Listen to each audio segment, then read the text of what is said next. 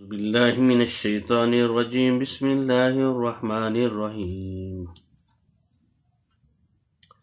وجاعل الذين اتبعوك فوق الذين كفروا إلى يوم القيامة اور غالب کرنے والا ہوں ان لوگوں کو جو تمہاری پیروی کریں گے قیامت تک۔ دوسرا جملہ، ان لوگوں پر جو تمہارا انکار کر رہے ہیں، یعنی عیسیٰ علیہ السلام کو کہا اور اس کی قوم کو، حواریین کو کہا، جو ہماری پہلے بات ہوئی تھی اس میں یہ پتہ چلا تھا کہ عیسیٰ علیہ السلام کو اللہ مکمل اٹھانے والے ہیں کافروں کے عذاب سے، اور ان کی یعنی برے ارادوں سے بچانے والے ہیں۔ وَمُطَهِّرُكَ مِنَ الَّذِينَ كَفَرُوا، اور میں تمہیں پاک کروں گا ان لوگوں سے جن لوگوں نے انکار کیا۔ انکار کون کرنے والے ہیں؟ یہود ہے۔ یہود اپنی ریشہ دبانیوں کی وجہ سے، اپنے علماء کی وجہ سے، اپنے رہبانیین کی وجہ سے، اور وہ دنیا کے دل دادا ہو گئے تھے، اور انہوں نے حضرت عیسیٰ علیہ السلام جب انہی کے پیغمبر حضرت موسیٰ علیہ السلام کی شریعت کو اجاگر کرنے آئے تھے، تم یہ کام جو بھول چکے ہو، اور ان لوگوں نے نہ مانا، اور جہاں وہ رہ رہے تھے رومیوں کے ساتھ مل کر اور عیسیٰ علیہ السلام کے خلاف انہوں نے سازشیں کی، تو وَمَكَرُوا وَمَكَرَ اللَّهُ، انہوں نے تدبیریں کی اور اللہ رب العزت نے اپنی تدبیر کر کے حضرت عیسیٰ علیہ السلام کو بچایا، آسمانوں پر رفع سماویہ کر لیا اور ان لوگوں سے بچایا اور پاک کیا۔ یہ بتایا تھا کہ جو بھی رسول ہوتا ہے، جب رسول تبلیغ کرتا ہے اور انذار کرتا ہے، انذار عام کرتا ہے، تمام حجت کرتا ہے، یا حجت بھی پوری ہو جاتی ہے، پھر اللہ تعالیٰ کے حکم کا انتظار ہوتا ہے۔ جو اس کے ماننے والے ہوتے ہیں وہ اللہ ان کو الگ کر لیتا ہے، ان کے اوپر عذاب نازل کرتا ہے، اور ان کو اللہ رب العزت عیسیٰ علیہ السلام کی جب انہوں نے باتیں نہ مانی، ان کو قیامت تک کے لیے ان کے لیے ذلت اور رسوائی اللہ رب العزت نے پیدا کر دی، اور بتا دیا قرآن پاک میں یہ بتا دیا وَجَاعِلُ الَّذِينَ اتَّبَعُوكَ فَوْقَ الَّذِينَ كَفَرُوا، جن لوگوں نے انکار کیا ہے ان کو میں غالب رکھوں گا قیامت تک، اور جن لوگوں نے انکار کیا ہے ان کو قیامت تک ان کے نیچے رہیں گے اور نہیں ہٹیں گے۔ اور اس سے پہلے بھی یہود نے جو انکار کیا تھا اور نہیں مانے تھے حضرت مسیح علیہ السلام کو، حضرت مسیح علیہ السلام نے 33 برس تک ان کے اوپر ساری کی ساری یعنی محنت کی، اور جب وہ نہیں مانے تو عیسائیوں کے ہاتھوں مسلسل عذاب کے کوڑے برستے رہے۔ حضرت مسیح کو اللہ رب العزت نے آسمان پر اٹھا لیا، اور 70 سال گزرنے کے بعد 70 عیسوی میں ٹائٹس رومی جو بادشاہ تھا اس نے ہیکل سلیمانی کو مسمار کر دیا۔ یروشلم اور جو ان کا ہیکل سلیمانی تھا، جو ان کا کعبہ تھا، اس کو مسمار کر دیا۔ 1,20,000 کے لگ بھگ یہ لوگ جو تھے اور یہودیوں کو تہس نہس کر دیا، اور ان کو قتل بھی کر دیا۔ 1,33,000 یہودی ایک ہی دن میں قتل کر دی، اتنی بربادی ان کی ہوئی، اور آج تک ان کا یہ گرا ہوا ہے، اور آج بھی وہ ذلت اور رسوائی کو ان کا کعبہ کے اوپر وہ حکومت نہیں کر، دنیا میں بھی وہ سازشیں تو کر رہے ہیں، سازش ان کی مشہور ہے، ان کا مکر مشہور ہے، ان کی فریب کاری تو مشہور ہے، یہ جھوٹ ہوتا ہے۔ مکر کا مطلب جھوٹ، دھوکہ، فریب، اور جو کمزور لوگ ہوتے ہیں یہ اس طرح کے کام کرتے ہیں، اور تدبیر ادھر سے اللہ تعالیٰ کی بھی چلی جاتی ہے۔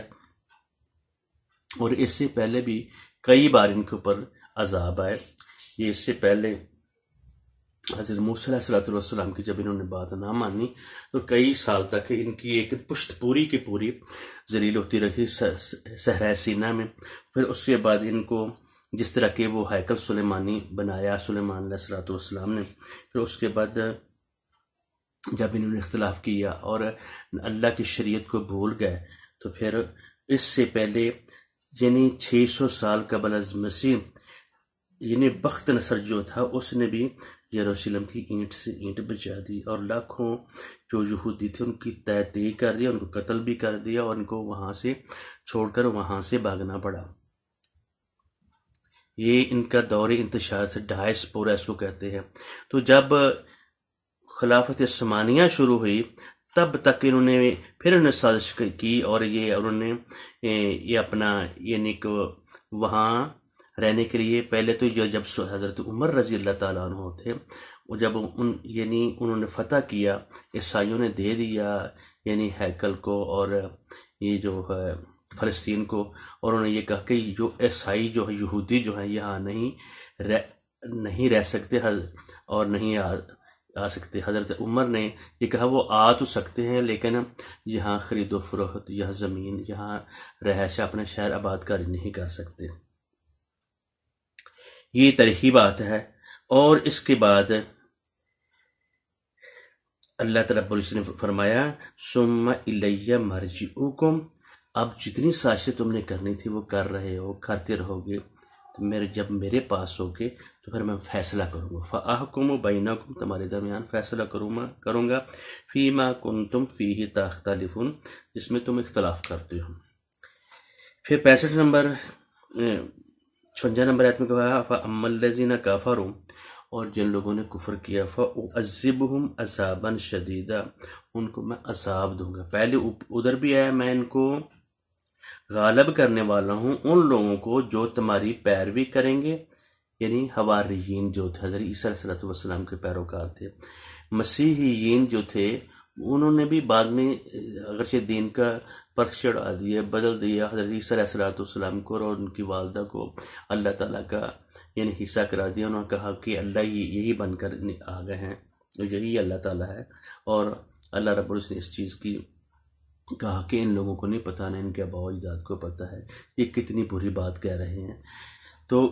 ان لوگوں کا پر بھی اسی طریقے سے ابھی تک بھی یہ نہیں ٹھیک۔ اور ساتھ یہ فرما دیا کہ جن لوگوں نے انکار کیا تھا فَأُعَذِّبُهُمْ عَذَابًا شَدِيدًا، میں ان کو سخت ترین عذاب دوں گا، یعنی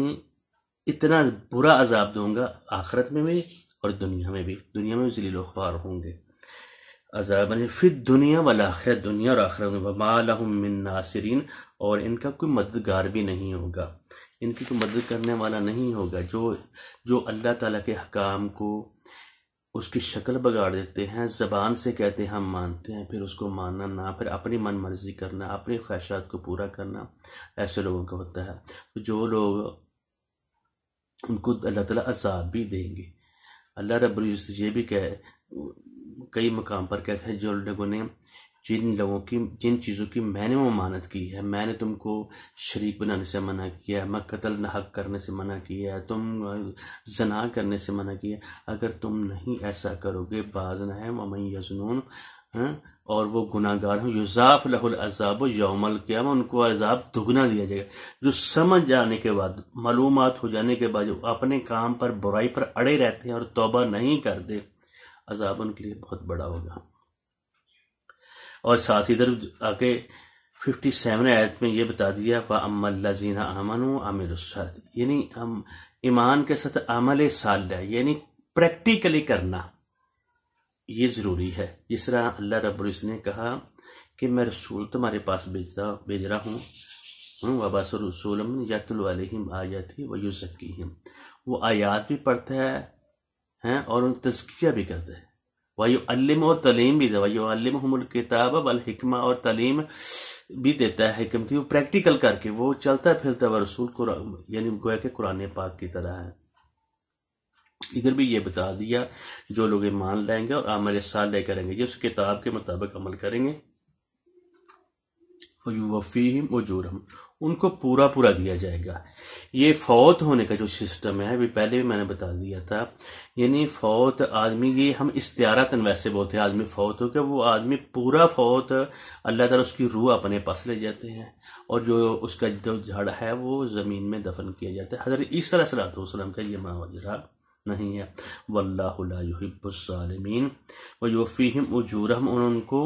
پورا دیا جائے گا۔ آگے ساتھ فرمایا جو ظالم ہیں ان سے اللہ تعالیٰ کی کوئی محبت نہیں ہے، اللہ تعالیٰ ان کی بات نہیں سنیں گے۔ قرآن پاک میں ایک مقام پہ آتا ہے کہ جب میرے عذاب آئے گا ان کو جو یعنی دروگا ہے جہنم کا، وہ کہے گا تمہارے پاس کوئی ڈرانے والا نہیں آیا ہے تمہیں کوئی تبلیغ نہیں کریں گے. وہ کہیں قالوا قد جاءنا نذیر فکذبنا وقلنا ما نزل اللہ من شیء، ہم نے تو اسے جھٹلا دیا تھا. پھر کہیں گے قالوا لو كنا نسمع او نعقل، اگر ہم سنتے بات سنتے اور ہم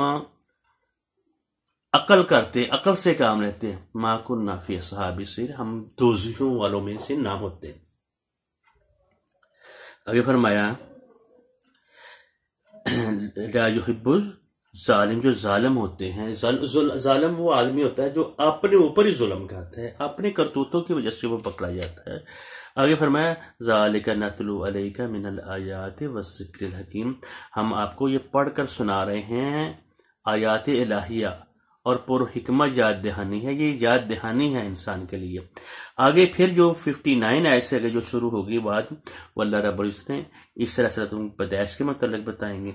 کہ کس طرح آدم علیہ السلام کو پیدا کیا اپنے حکم سے، اسی طرح عیسیٰ علیہ السلام کو اس کے اوپر بات ہوگی. ہمیں اللہ تعالیٰ ایمان لانے والے عمل صالح ہونے والوں میں کرے، اور ہمیں آیات جو پڑھیں ان کے اوپر عمل کرنے کی اور ان کے اوپر تدبر کرنے کی توفیق دے.